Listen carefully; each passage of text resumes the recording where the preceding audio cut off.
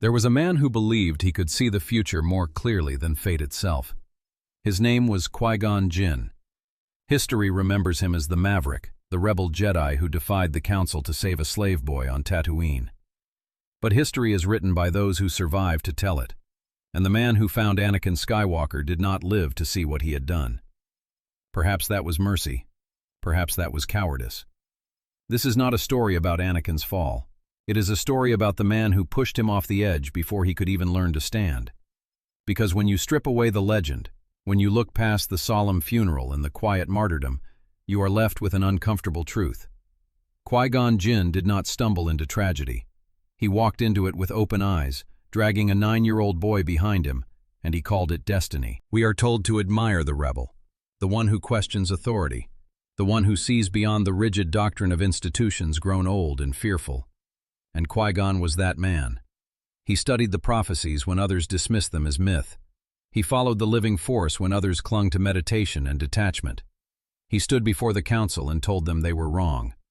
There is something seductive about that kind of certainty, something almost holy. But certainty in the hands of a man who mistakes his intuition for truth is not wisdom.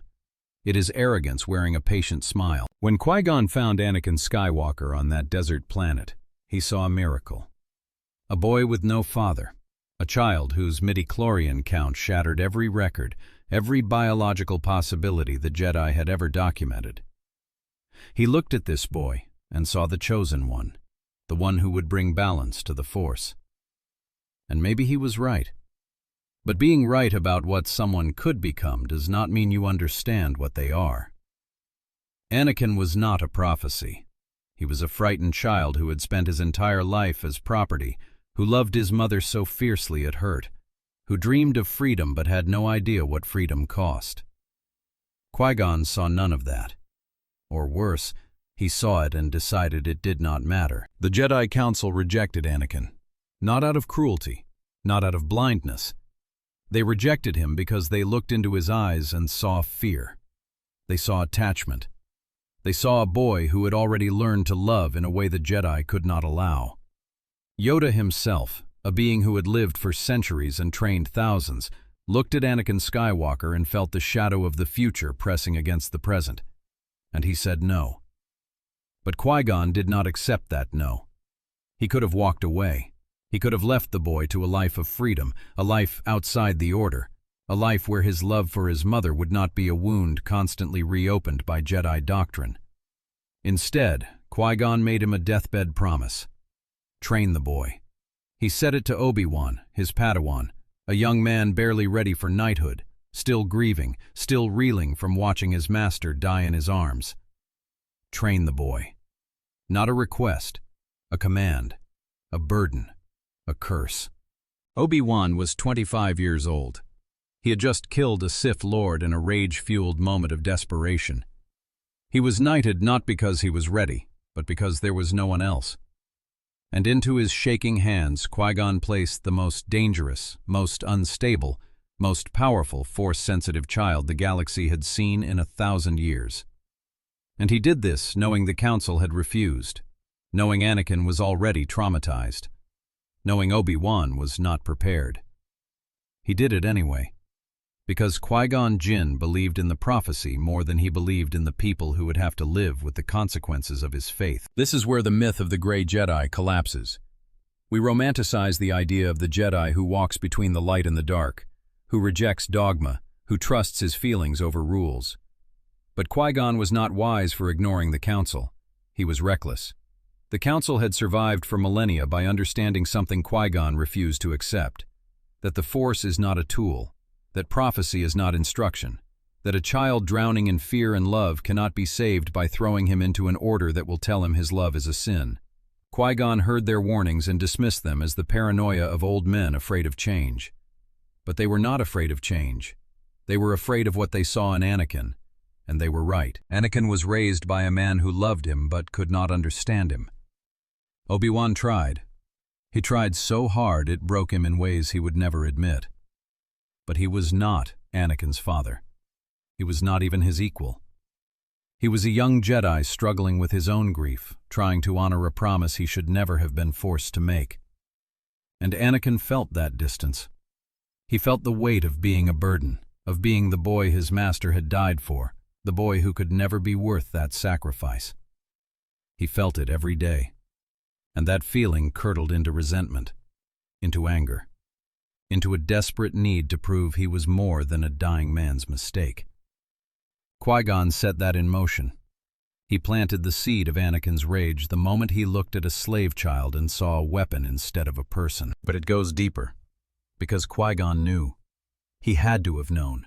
He was a Jedi Master, attuned to the living Force, a man who spent his life reading the currents of destiny. When he looked at Anakin, he felt the boy's fear. He felt the storm of emotion barely contained beneath that hopeful smile. And he ignored it. Not because he thought Anakin could overcome it, but because he believed the prophecy mattered more than the boy. He believed balance was worth any price. Even if that price was Anakin's soul. Even if that price was the Jedi themselves. The prophecy said the Chosen One would bring balance to the Force. It did not say how. It did not promise salvation. And Qui-Gon, in his arrogance, assumed balance meant victory. He assumed it meant the Sith would fall and the Jedi would endure. But balance is not the same as peace. Balance is equilibrium. And when the Jedi had grown into an army of 10,000, when they had become entwined with the Republic, with politics, with war, balance meant something else entirely. It meant a fall, a purge, a reckoning. Qui-Gon set that reckoning in motion the moment he decided one boy's destiny mattered more than the safety of everyone around him. And perhaps the cruelest irony of all is that Anakin did fulfill the prophecy. He did bring balance. He destroyed the Sith. But only after he became one. Only after he slaughtered the Jedi. Only after he murdered children in the temple, choked his own wife, burned on the shores of Mustafar, and spent 2 decades as a weapon of the Empire. The prophecy was fulfilled. Qui-Gon was right, and the cost was everything. Billions dead, entire worlds enslaved, the Jedi extinct, and at the center of it all, a man trapped inside a black mask, haunted by the memory of the boy he used to be, the boy a Jedi Master once looked at and called chosen. Obi-Wan spent the rest of his life on Tatooine, watching over Anakin's son, carrying the weight of a promise that destroyed them both. He never blamed Qui-Gon, not out loud. But in the quiet moments, in the desert nights when the twin suns set and the ghosts felt close, he must have wondered. What if Qui-Gon had let the boy go? What if he had trusted the Council? What if he had loved Anakin enough to let him be free instead of dragging him into a destiny he could never survive? But those questions have no answers. Only silence. Only sand. Only the knowledge that the man who started it all never lived to see the fire he lit consume the galaxy. Qui-Gon Jinn is remembered as a hero. And maybe he was. Maybe his intentions were pure. Maybe he truly believed he was saving the galaxy. But intention is not innocence, and belief is not justification.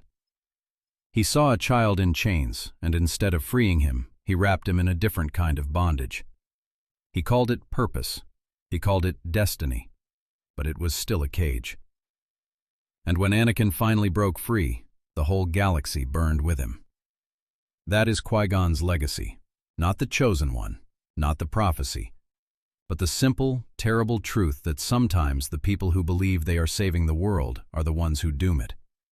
And they do it with a smile, with conviction, with a dying breath that says, "Train the boy." As if love and good intentions could ever be enough to stop a storm they refuse to see coming.